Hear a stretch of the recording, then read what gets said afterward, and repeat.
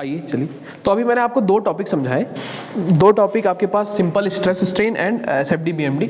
उसके बाद ध्यान दीजिएगा, जैसे कि मैंने आपको sigma upon y is equals to M upon I लिखा था, ध्यान देना। और यहाँ पर मैंने आपको बताया था जब मैं बीम की बात कर रहा था कि लोडिंग सब्जेक्टेड होगा लेटरल लोड से, तो दो स्ट्रेस आएंगे, बेंडिंग एंड शियर स्ट्रेस। तो वो दो टॉपिक तो ही है, उसके पहले इसको समझना इंपॉर्टेंट है।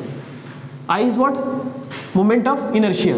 तो मोमेंट ऑफ इनर्शिया, ये बेंडिंग स्ट्रेस मैक्सिमम निकालना है, तो मोमेंट ऑफ इनर्शिया हमको मिनिमम चाहिए, ये मैक्सिमम चाहिए। बेंडिंग स्ट्रेस मैक्सिमम निकालते हैं तो बेंडिंग मोमेंट भी हम क्या निकालते हैं? मैक्सिमम। तो ये मैक्सिमम के लिए आई क्या चाहिए? Minimum. I is the moment of inertia. क्या होता है, फिजिकल मीनिंग क्या है, मैथमेटिकली क्या है, अभी नहीं बता रहा, बाद में बताऊंगा। लेकिन मोमेंट ऑफ इनर्शिया मिनिमम चाहिए, और मिनिमम किसी भी क्रॉस सेक्शन के लिए मोमेंट ऑफ इनर्शिया मिनिमम कहां पर मिलता है? उसके सेंट्रॉइड पे मिलता है। तो सेंट्रॉइड क्या होता है और मोमेंट ऑफ इनर्शिया क्या होता है, ये अलग से मैं अब समझाऊंगा, क्योंकि वहां से भी एग्जाम में क्वेश्चन आए हुए हैं। और बिकॉज इसको पढ़ने के लिए इस आई को अच्छे से समझना जरूरी है। और शियर स्ट्रेस का जो फॉर्मूला है F A Y bar upon I into B, यहां पर भी आई है। We know that torsion equation T by J is equal to tau by R G theta by L. तो यहां पर भी जे, ये भी तो मोमेंट ऑफ इनर्शिया है। Moment of inertia in Z direction is called polar moment of inertia. तो यहां पर उसको हम समझेंगे। तो अगला जो टॉपिक होगा, बेंडिंग स्ट्रेस शियर स्ट्रेस से पहले, बेंडिंग स्ट्रेस शियर स्ट्रेस से पहले क्या होगा? Centroid end moment of inertia. पहले इसको हम समझेंगे अच्छे से। ये हम shear force bending moment diagram में समझ लेंगे। ये हम कहाँ समझेंगे? अब इसके बाद shear force bending moment diagram के बाद centroid end moment of inertia में ई बाई आर।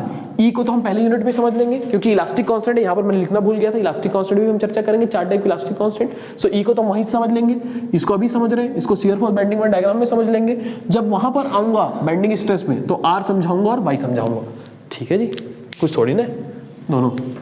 तो अगला जो हमारा टॉपिक होगा, ध्यान देना, after simple stress strain, simple stress and strain, हमारा जो टॉपिक होगा एसएफडी बीएमडी।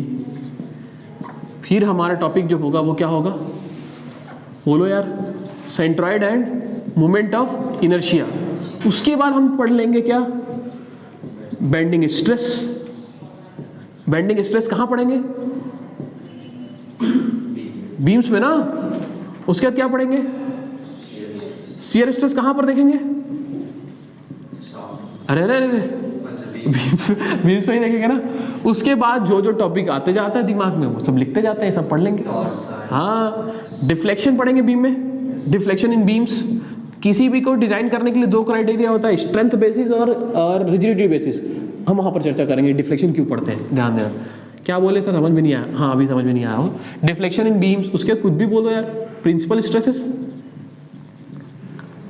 बहुत इंपॉर्टेंट और ब्यूटी है भाई, सबसे अच्छा तो मेरे को यही लगता है मॉस में। Principal stresses is also called complex stresses, complex stresses and also called, इस टॉपिक का नाम तो अलग अलग जगह अलग अलग दिया रहता है। मोहर सर्कल, क्या बात है, मोहर सर्कल तो सबसे बेहतरीन टॉपिक है, अंदर से समझाता है पूरा मोहर सर्कल, बहुत बढ़िया मोहर सर्कल। किसी भी चीज़ को तुम खींच के तोड़ रहे हो, टेंसाइल फोर्स इस पर तुम लगा रहे हो, अगर ये डक्टाइल मटेरियल है, टेंसाइल फोर्स लगा रहे हो, लगाते जा रहे, इलास्टिक लिमिट तक सर, नहीं, टूटते तक लगाओ। तो जब इस टूट जाएगा तो ये टेंसाइल फोर्स से टूटा है, ऐसा सब बोलेंगे। कोई एक डक्टाइल मटेरियल है जो कि किससे सब्जेक्टेड है? टेंसाइल फोर्स से सब्जेक्टेड है। तो कब तक लगा रहा है सर? इलास्टिक लिमिट तक। मॉस में आप बोले थे इलास्टिक लिमिट, अरे नहीं लगाना और लगाओ।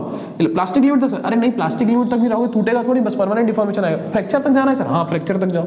तो जब ये टूट जाएगा टेंसाइल लोड से, तो जो नॉर्मल जो नहीं पड़ता वो ये बोलता है कि ये जो डक्टाइल मटेरियल का जो बार था, जो छड़ था डक्टाइल मटेरियल का, वो किससे टूटा है? टेंसाइल लोड से टूटा है। लेकिन जब हम मोहर सर्कल पढ़ेंगे तो हम ये जानेंगे, और ये डक्टाइल मटेरियल किस में वीक होता है हम फर्स्ट यूनिट में जान चुके होंगे। डक्टाइल मटेरियल वीक होता है किस पे? शियर पे। टेंसाइल लोड लगाने के कारण कहीं पर इसमें इनफाइनाइट नंबर ऑफ प्लेन है, इनफाइनाइट नंबर ऑफ प्लेन है, हर एक डिग्री पे, एक डिग्री क्या 0.1 0.001 डिग्री पे अलग अलग डिग्री, अलग अलग प्लेन है, इनफाइनाइट नंबर ऑफ प्लेन है। तो यहाँ पर टेंसाइल लोड लगाने से शियर स्ट्रेस आता है, इस लोड लगाने से यहाँ शियर स्ट्रेस आता है। यस, तो ये डक्टाइल मटेरियल जो है वो वीक होगा शियर पे, यहाँ पढ़ाऊंगा। तो ये डक्टाइल मटेरियल टेंसाइल पे, नॉर्मल स्ट्रेस पे वीक नहीं है, शियर पे वीक है। तो कहीं पर इस टेंसाइल लोड लगने के कारण कहीं पर किसी एंगल पे कहीं पर मैक्सिमम शियर स्ट्रेस जनरेट होगा, यानी कि हर एक प्लेन पे शियर स्ट्रेस आएगा। हाँ, कहीं पर नहीं भी आएगा, वो नहीं आएगा उसको हम बोलते हैं प्रिंसिपल प्लेन। क्या बोलते हैं? Principal plane. टेंसाइल लोड लगने के कारण शियर स्ट्रेस आएगा बोल रहे हो? हाँ, शियर स्ट्रेस आएगा। कहाँ पर नहीं आएगा? जहाँ पर नहीं आएगा उस प्लेन को क्या बोलते हैं? Principal plane. ये एग्जाम में आया हुआ है। प्रिंसिपल प्लेन क्या है? जहाँ पर शियर स्ट्रेस 0, जहाँ मैं यहाँ पर आऊँगा तो पढ़ाऊंगा। बाकी सारे प्लेन पे आएगा, यस, बाकी सारे प्लेन पे शियर स्ट्रेस आएगा, और जिस प्लेन पे मैक्सिमम आएगा उतनी एंगल से क्या हो जाएगा? टूट जाएगा। और जहाँ पर मैक्सिमम आएगा इसको मैक्सिमम शियर प्लेन। समझ रहे हैं बात? तो ये अच्छी बहुत बढ़िया टॉपिक है और एग्जाम में क्वेश्चन भी यहाँ से आते हैं। उसके बाद बताओ यार, थ्योरीज ऑफ, हाँ थ्योरीज ऑफ कॉलम भी है, थ्योरीज ऑफ फेलियर भी है, बहुत important. Theories of failure, theories of failure, पूरे मॉस में 2 ही स्ट्रेस, नॉर्मल और शियर, पूरा मॉस खत्म हो जाता है, नॉर्मल और शियर। तो नॉर्मल में आपके पास प्रिंसिपल स्ट्रेस हम पढ़ेंगे, प्रिंसिपल प्लेन पे जो स्ट्रेस होता है is called principal stress is nothing but normal stress, इसको हम समझेंगे। उसके बाद हम थ्योरी ऑफ फेलियर तो लास्ट में समझेंगे। जब हम पूरा स्ट्रेस समझ लेंगे, स्ट्रेन समझ लेंगे, मोहर सर्कल को हमको देखना आ जाएगा, तब हम थ्योरीज ऑफ फेलियर पढ़ेंगे। और थ्योरीज ऑफ फेलियर है क्या? अलग अलग साइंटिस्ट ने बताया कि कोई मटेरियल कैसे टूट सकता है, तो टूटेगा कैसे? जो अलग अलग स्ट्रेस और स्ट्रेन आ रहा है उससे टूटेगा। तो थ्योरी कितने? 5 थ्योरी है, 5 थ्योरी है। Maximum principal stress theory, maximum principal stress theory, maximum stress और स्ट्रेन लगा दो, मैक्सिमम प्रिंसिपल स्ट्रेन थ्योरी। उसके बाद ये तो प्रिंसिपल स्ट्रेस पे, प्रिंसिपल प्लेन पे जो स्ट्रेस होता है इसको called principal stress. Principal plane पे व्हाट इज प्रिंसिपल स्ट्रेस? जहां पर शियर स्ट्रेस 0 होता है। कहां समझेंगे? ये मोहर सर्कल में समझ लेंगे। तो प्रिंसिपल प्लेन पे जो स्ट्रेस होता है इसको कॉल्ड प्रिंसिपल स्ट्रेस, और वो होता क्या? Normal stress. समझ में तो नहीं आया सर? समझ में आएगा कैसे? पढ़ाऊंगा तभी समझ में आएगा। तो ये नॉर्मल स्ट्रेस हो गया, ये दोनों ही नॉर्मल स्ट्रेस है। मतलब नॉर्मल स्ट्रेस है, ये तो स्ट्रेन है, ये नॉर्मल स्ट्रेस कैसे हो गया? मतलब नॉर्मल लोडिंग के कारण आएगा। क्या बोल रहे हो सर? सर देखो, नॉर्मल लोडिंग के कारण ही क्या आता है? नॉर्मल स्ट्रेस आता है। नॉर्मल लोडिंग के कारण ही क्या आता है? नॉर्मल स्ट्रेन आता है। और ये दोनों नॉर्मल स्ट्रेस और नॉर्मल स्ट्रेन जो आ रहे हैं वो कहाँ पर आ रहे हैं? प्रिंसिपल प्लेन पे आ रहे हैं। तो प्रिंसिपल प्लेन पे आ रहे हैं, उसका नाम प्रिंसिपल स्ट्रेस है। प्रिंसिपल प्लेन पे आ रहे हैं, इसका नाम प्रिंसिपल स्ट्रेन है। समझ में आया? नहीं भी समझ में आएगा थोड़ा थोड़ा मैं आपको बताऊंगा, आप ध्यान देना। ये नॉर्मल लोडिंग के कारण आ गया। अब शियर लोडिंग के कारण देखो, तो शियर लोडिंग के कारण क्या आएगा? शियर स्ट्रेस आएगा। तो मैक्सिमम शियर स्ट्रेस थ्योरी और मैक्सिमम शियर स्ट्रेन थ्योरी। कैसे बनेगा इसका? सेफ्टी रीजन कैसे बनता है? अलग अलग साइंटिस्ट का नाम क्या है, अलग अलग फॉर्मूला क्या है? सेफ्टी रीजन बताऊंगा भाई, बहुत बेहतरीन कि कैसे सेफ्टी रीजन बनता है। And 5th one is the maximum strain energy.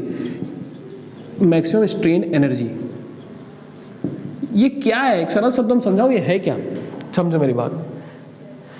कोई भी मटेरियल यील्ड पॉइंट तक जितना मैक्सिमम प्रिंसिपल स्ट्रेस है, that mean maximum normal stress है किसी भी मटेरियल का यील्ड पॉइंट पे, मैक्सिमम नॉर्मल स्ट्रेस उसके पास है यील्ड पॉइंट पे। और वो जैसे ये मटेरियल है, ध्यान देना, सुनना मेरी बात। यील्ड पॉइंट पे अगर मैं बात कर रहा, यील्ड पॉइंट पे नॉर्मल स्ट्रेस उसके पास कुछ है, मान के चलो 50 है, ये मटेरियल है। अगर ये लोडिंग से सब्जेक्टेड है और इसमें जनरेट हो जा रहा 60, तो मटेरियल क्या माना जाएगा? फेल माना जाएगा। बस वो थ्योरी बस यही बता देता है कि यील्ड पॉइंट पे जो प्रिंसिपल स्ट्रेस है, दैट मीन्स नॉर्मल स्ट्रेस है, उससे अगर आप एक्सीड हो जाए उस पे स्ट्रेस, तो मटेरियल फेल है। अगर कम हो जाए तो मटेरियल क्या है? सेफ है। ठीक है, ये कॉम्प्लेक्स स्ट्रेस का केस है। जब ये अभी आपको समझ में नहीं आएगा व्हाट इज कॉम्प्लेक्स स्ट्रेस, धीरे धीरे हम आगे बढ़ेंगे तो आपका पूरा कंसेप्ट क्रिस्टल क्लियर होता चलेगा। वैसे ही मैक्सिमम प्रिंसिपल स्ट्रेन क्या बोलता है? कोई भी मटेरियल है उसका यील्ड पॉइंट पे जो स्ट्रेन है, नॉर्मल स्ट्रेन है, मान के चलो 10 है। अब वो मटेरियल का यील्ड पॉइंट पे जो स्ट्रेन है वो 10 है। उस मटेरियल पे जब लोडिंग से सब्जेक्टेड है तो स्ट्रेन मान के चलो 11 आ जा रहा है, तो मटेरियल फेल माना जाएगा। लोडिंग से सब्जेक्टेड है तो 9 अगर आ गया तो मटेरियल सेफ माना जाएगा। That's all. कोई एक मटेरियल है, उसका यील्ड पॉइंट पे कोई शियर स्ट्रेस है, यील्ड पॉइंट पे कोई शियर स्ट्रेस है, वो मान के चलो 50 है। जब वो लोडिंग से सब्जेक्टेड है तो स्ट्रेस, शियर स्ट्रेस जनरेट हो रहा है वो 40, मटेरियल सेफ है। यील्ड पॉइंट पे उसका स्ट्रेंथ 50 है, लोडिंग के कारण कितना आ रहा है? 40, तो मटेरियल सेफ है। तो मटेरियल कब फेल होगा और कब सेफ रहेगा, यही तो बताता है थ्योरी ऑफ फेलियर। लेकिन कब? जब वो एक यूनिडायरेक्शन लोडिंग से नहीं, यूनिडायरेक्शन लोडिंग से नहीं, यूनिडायरेक्शन का तो हमको सब कुछ पता है क्योंकि ये टेस्टिंग से हमको सब सारे मटेरियल का डेटा हमारे पास है। जब वो मटेरियल किससे सब्जेक्टेड हो? कॉम्प्लेक्स स्ट्रेसेस से, एक से ज्यादा स्ट्रेस सब्जेक्टेड हो, तब वो मटेरियल कब फेल होगा, कब सेफ होगा, इसकी व्याख्या कौन करता है? Theory of failure. समझ? सर समझ में नहीं आया, आएगा भी नहीं, पढ़ाई का है, मैंने तो ऐसे ही बता दिया। इधर आओ, अगला टॉपिक बताओ। Pressure vessel. प्रेशर वेसल में थिन सिलेंडर और थिक सिलेंडर पढ़ाऊंगा क्या होता है। थिन सिलेंडर के कितने टाइप के स्ट्रेस आते हैं, हुप स्ट्रेस क्या होता है, लॉन्गिट्यूडनल स्ट्रेस कैसे जनरेट होता है, सर्कमफ्रेंशियल स्ट्रेन क्या है, लॉन्गिट्यूडनल स्ट्रेन क्या है, थिन और थिक, थिक भी बता दूंगा। और बताओ क्या है, टॉपिक का नाम बताओ ना यार। स्ट्रेन एनर्जी भी अच्छे तरीके से समझा दूंगा। रेजिलेंस क्या होता है, टफनेस क्या होता है, मॉडुलस ऑफ रेजिलेंस से क्या मतलब है, प्रूफ रेजिलेंस से क्या मतलब है, स्ट्रेस स्ट्रेन डायग्राम में अगर प्रोपोर्शनैलिटी लिमिट तक कोई एरिया मिल रहा है तो उसको हम क्या बोलेंगे, लोड और डिफॉर्मेशन के बीच कोई प्रोपोर्शनैलिटी लिमिट तक एरिया मिल रहा है उसको हम क्या बोलेंगे, सब समझा दूंगा। ठीक है, सब एग्जाम में क्वेश्चन आता ही है। और क्या बच गया, कोई और टॉपिक से रह गया? तो yes torsion, yes torsion, torsion हम बात करेंगे। टॉर्जन जो हम देखेंगे सिर्फ और सिर्फ शाफ्ट पे देखेंगे, ये एजम्पशन है, शाफ्ट पे देखेंगे और उसका शेप कैसा होना चाहिए, सर्कुलर होना चाहिए। तो ये जो इक्वेशन है हम इस पे चर्चा करेंगे, T/J = τ/r = g(θ/l), इस पे हम चर्चा करेंगे टॉर्जन पे। उसके बाद स्प्रिंग पे भी, स्प्रिंग से क्वेश्चन कम देखा गया लेकिन आपके SSC JEE में आ जाता है तो मैं स्प्रिंग भी समझा दूंगा, और जिसको टॉर्जन आता है उसको स्प्रिंग भी आ जाएगा, इसमें कोई दिक्कत वाली बात नहीं है। ठीक है जी, तो लगभग कितने टॉपिक हो गए, कितने हो गए, जितने भी हो गए इतने लगभग आपके मौसम में मुझे पढ़ाना है आपको, 13 इतना पढ़ाना है। ठीक है जी, तैयार हैं आप, पढ़ना ही पड़ेगा। ठीक है, अब 6 महीना जो डिसीजन ले लिया है उसको गलत लिया है सही लिया मत मानो, जो डिसीजन ले लिया है उसको सही करने की कोशिश करो, दैट्स ऑल। और प्लान बी भी मत छोड़ो, प्लान बी भी मत छोड़ो, सीधा प्लान ए ही रखो, प्लान बी प्लान ए को अच्छा करना है। ठीक है, ठीक है जी, तो ये आपका सिलेबस है। कल हम चालू करेंगे सिंपल स्ट्रेस और स्ट्रेन में। ठीक है, इसमें इंपॉर्टेंट क्या है, सिंपल स्ट्रेस स्ट्रेन इंपॉर्टेंट तो सब है, अब सब है यार, इंपॉर्टेंट तो सब है।